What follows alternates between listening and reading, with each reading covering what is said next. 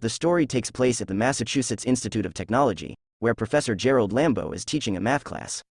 After his lecture, he announces that he will write a challenging math problem on the board outside the classroom.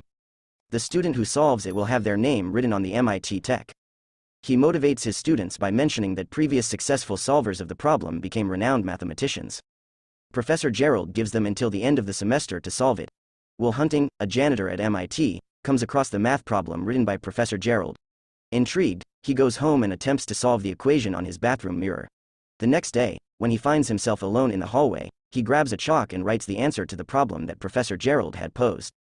Outside of work, Will spends his time drinking and hanging out with his friends Chucky, Billy, and Morgan. One day, while watching a kid's baseball game, Will spots a guy who used to bully him in school.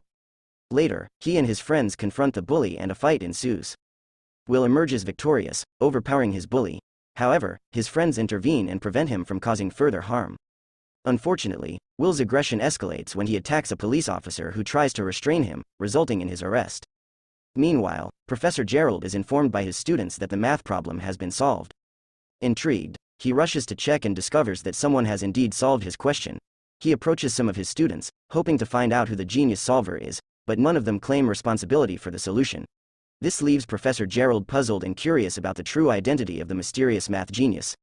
As a result, his next class becomes packed with eager students wanting to uncover the secret.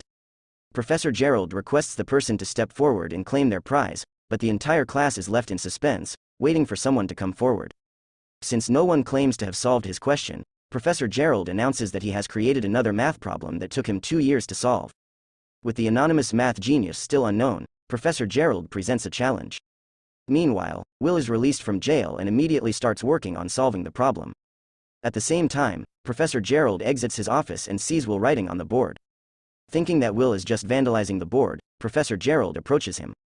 Startled, Will quickly leaves the scene. Later, Professor Gerald returns and discovers that Will had actually solved the problem that took him 2 years.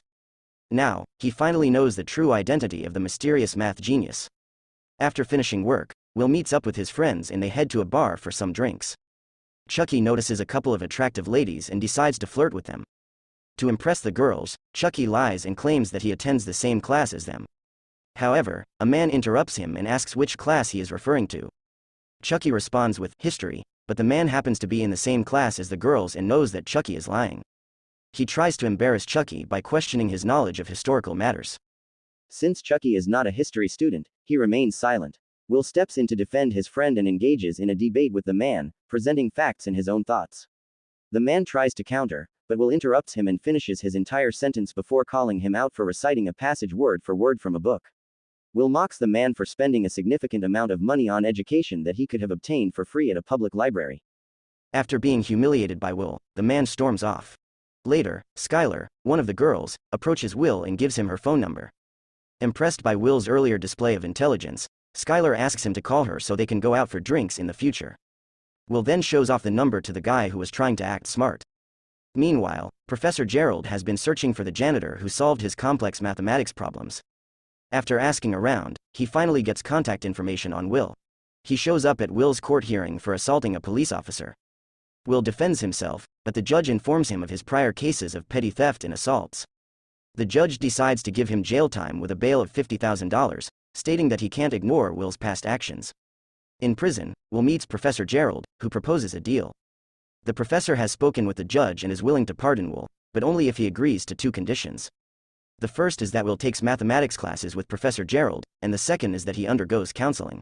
Will initially laugh when someone suggests that he should see a therapist.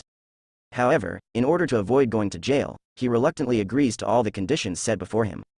Eventually, he starts attending math classes with Professor Gerald, who is impressed and proud of Will's intelligence. The next step is for him to receive counseling from a therapist.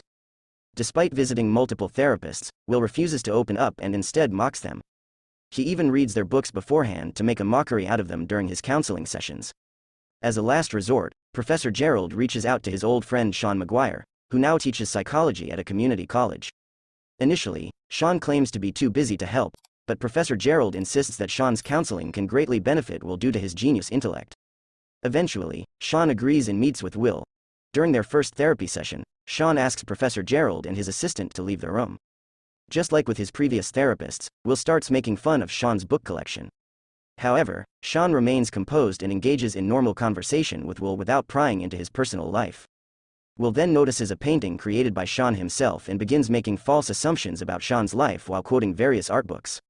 Although Sean doesn't react to Will's insults, he becomes slightly irritated when Will brings up his wife. Recognizing this as Sean's weak point, Will continues to bring her up and even asks if she was cheating on him. This pushes Sean over the edge, and he grabs Will by the throat, warning him never to disrespect his wife. At that moment, Will informs Sean that the session is over. Sean releases his grip on him, and Will walks away, convinced that he has once again managed to break a therapist. Professor Gerald observes Sean's demeanor and assumes that he won't agree to continue sessions with Will. However, to everyone's surprise, Sean requests to continue their sessions starting next week. After his therapy session, Will goes on a date with Skylar. During their date, Will discovers that Skylar comes from a wealthy family and is studying at Harvard. The two hit it off immediately and enjoy each other's company. To end their first date, they even share a kiss. The following week, Will shows up at Sean's office, and Sean asks him to step outside. They go to a park where Sean engages in a conversation with Will. Sean admits that he has reflected on what Will said about his painting and realizes that Will is just a young person who may not fully understand. Sean acknowledges that he cannot make assumptions about someone's life based on a few art books, just as he cannot fully comprehend Will's problems with just a psychology degree. Sean understands that Will is afraid to speak up, but emphasizes that at some point, he will have to start talking in order to experience the best things in life. Will returns to his everyday life, where his friend Chucky picks him up and drives him to their workplace at a construction site. Will wants to call Skylar but is hesitant to do so. During his third therapy session with Sean, neither of them utter a word and remain silent for the entire hour. The fourth session begins similarly, with Will remaining silent. However, out of boredom, Will decides to break the silence and tells a joke to Sean. Taking advantage of the opportunity, Sean inquires if Will has a girlfriend. Will then proceeds to inform him about Skylar and how he hasn't been in touch with her since their initial date. Curious, Sean asks why. Will responds by saying that he believes Skylar is too good for him, and if he continues talking to her, it will only ruin everything. Sean then reassures him that no one is ever too good or perfect. Everyone has flaws, but what matters most is if that person is perfect for you or not. To make the message clearer to Will, Sean shares a story about his wife, the most beautiful person he's ever seen, and how she used to fart in her sleep. This changes the entire atmosphere in the room. Will and Sean burst into uncontrollable laughter. In that moment, they grow closer to each other, and Will starts to feel more comfortable around Sean. The session concludes with Sean advising Will not to think that Skylar is too good for him. Instead, he should focus on whether they will be happy together. Will is so absorbed in what Sean just said that he needs to be reminded that their session is over. Encouraged by Sean's words, Will goes to Skylar's dorm and asks her out again. Skylar expresses her desire to go out with him, but she has a complex problem to solve that may take hours or even days. Unable to wait any longer to see her, Will solves the problem on a napkin and hands it to her. With nothing else to worry about, Skylar and Will embark on their second date. During their outing, Skylar asks Will about his family, and Will fibs, claiming he has 12 brothers. Intrigued, Skylar asks him to name each of his brothers, and Will responds with 12 random names in a sequence. Doubting if Will is telling the truth, Skylar requests him to repeat it all again. Being the brilliant mind, Will repeats the names in their correct order. He encounters Sean during his next therapy session and inquires if he has ever regretted meeting his wife, considering the immense pain he had to endure after her passing. To address this query, Sean proceeds to share the story of how he met his wife. According to Sean, he first laid eyes on his wife while waiting in line with his friends to purchase tickets for a legendary baseball game. Will becomes excited at the thought of Sean witnessing the game live in the audience rather than on TV. Curious about the moment, Will asks for all the details, and Sean recounts everything that unfolded during that game. However, Sean then reveals that he actually watched the game later on TV as he left his friends to go on a date with the girl he had just met, the girl who would eventually become his wife. Will simply cannot fathom the fact that Sean gave up the opportunity to witness a historic game just to spend time with the girl. Returning to Will's initial question, Sean responds that he has never regretted not watching the game live in the audience. He also expresses that he has no regrets about meeting his wife and having her in his life, even though their time together was limited to a few years. During their time together, Skylar requests that Will introduce her to his friends and family. Despite still keeping his true life a secret, Will reluctantly agrees to introduce her to his friends. Skylar, Will, and his friends gather at a bar, and Skylar seems to genuinely enjoy the company of his friends. She even manages to crack a few jokes that leave everyone laughing. Meanwhile, Professor Gerald inquires about Will's progress to Sean. Sean informs him that Will has slowly started to open up, but he will require more time before he feels completely comfortable discussing his life and the reasons behind his fear of trusting others. Professor Gerald confesses that he's been setting up job interviews for Will at prestigious math institutes. He believes that once Will's mental issues are resolved, there will be nothing holding him back from achieving success in the field of mathematics. Sean disagrees, arguing that they shouldn't make life decisions for Will and should instead support his own aspirations. However, Professor Gerald remains firm in his belief that Will's talent should not go to waste. Despite this, Will doesn't actually want a job like that, so he asks his friend Chucky to go to the interview in his place. One evening, while discussing their lives, Skylar asks Will to move to California with her. This request causes Will to panic, and he explains that he can't move with her. Skylar questions why he's afraid of committing to her and why he never tells her the truth. She brings up the fact that Will lied about having 12 brothers. Being called a liar pushes Will over the edge, and he loses his temper. He reveals that he was an orphan who constantly moved between foster parents, enduring abuse and beatings from his foster father. Skylar begins to cry and expresses her desire to be there for him and support him. However, Will pushes her away, claiming that he doesn't need anyone's help. It becomes evident that Will has a fear of abandonment, believing that anyone he loves will eventually leave him. Skylar tearfully insists that she truly loves him and won't abandon him. That Will lies, saying that he doesn't love her in return, and he leaves, leaving Skylar alone in her room, crying. After Professor Gerald's persuasion, Will eventually agrees to attend a job interview. Will shows up at the interview but doesn't even try to get hired. During his therapy session with Sean, he is asked who he trusts the most in life. Will's answer is Chucky. Sean acknowledges that Chucky would give his life for Will, but he doubts that Chucky truly understands Will's deep emotions. Sean then asks Will about his plans for making a living. Will responds by saying that he will work as a construction worker in Boston for the rest of his life. Sean confronts Will for being afraid to step out of his comfort zone and how it will hinder him from living his best life.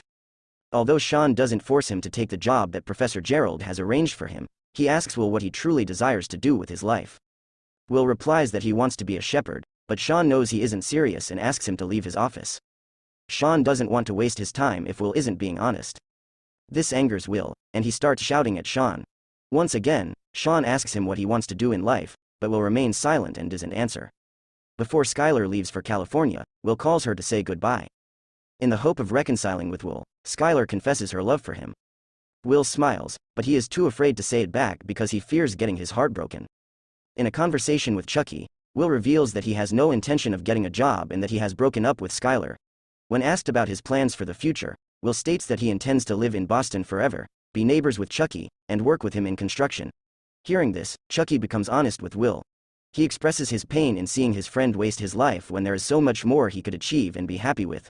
Chucky admits that he has only one wish. Every day when he arrives to pick up Will from his house, he hopes that Will won't be there.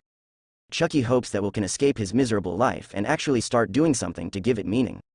Meanwhile, Professor Gerald is having a heated argument with Sean about how he hasn't been able to convince Will to get a job and use his intelligence to do something significant with his life. Sean argues that they shouldn't rush Will into making important life decisions when he's still unsure of what he wants to do. He explains that Will has a fear of abandonment, so he pushes people away before they can get too close. Sean believes they should support Will in whatever he wants to do and not force him into a job that he might end up hating. However, Professor Gerald disagrees with this approach. He warns Sean not to let Will think it's okay for him to waste his intelligence and live a life of failure. The differing views between them escalate into a heated argument, with Professor Gerald accusing Sean of being jealous of his own success and achievements. Sean defends himself by saying that he is not a failure because he never chose to be like Professor Gerald.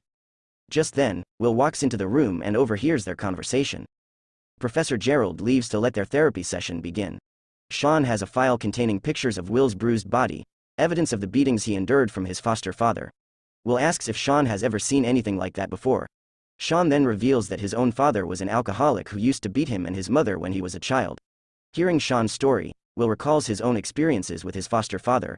Sean steps in front of Will and reassures him that whatever happened to him wasn't his fault. Will gives a nod of approval, acknowledging Sean's statement. However, Sean continues to insist that it was never Will's fault. Will reassures him that he understands, but Sean persists in repeating that Will was not to blame for the abuse he endured as a child. Overwhelmed with emotion, Will breaks down in tears and pushes Sean away. Yet, Sean remains steadfast in his support, reminding Will that he was not at fault. Finally, Will surrenders to his emotions and embraces Sean tightly, crying his heart out. In that moment, he realizes he is ready to let go of his past and move forward in his life. Through tears, Will tells Sean that he plans to take one of the jobs that Professor Gerald has arranged for him. With this decision, their final therapy session comes to an end. Will asks if he can stay in touch with Sean, to which Sean replies that he will always be there for him and encourages him to follow his heart. Will hugs Sean one last time before bidding him a final goodbye. As a special gift for his 21st birthday, Chucky, Billy, and Morgan surprise Will with a car. Although it's not brand new, Will is grateful for the gift as it comes from his best friends. Meanwhile, Professor Gerald approaches Sean and apologizes for his previous words. The two friends reconcile, and Sean reveals his plans to embark on a world tour. While Sean prepares for his trip, Will drives up to his house and watches him from a distance. Will walks up to the front door and leaves a letter in Sean's mailbox before driving away. At the same time, Chucky arrives at Will's house to pick him up but finds that he's not home. Chucky smiles, realizing that Will has finally made a decision about his future. Sean eventually discovers the letter left by Will, in which he explains that he has chosen not to take the job and instead intends to go to California to reunite with Skylar. Sean smiles and returns to his house. The movie concludes as we see Will on his way to reconnect with Skylar. Thanks for watching. Please don't forget to subscribe, like and comment. It will take 1 second of you, but a great milestone for us.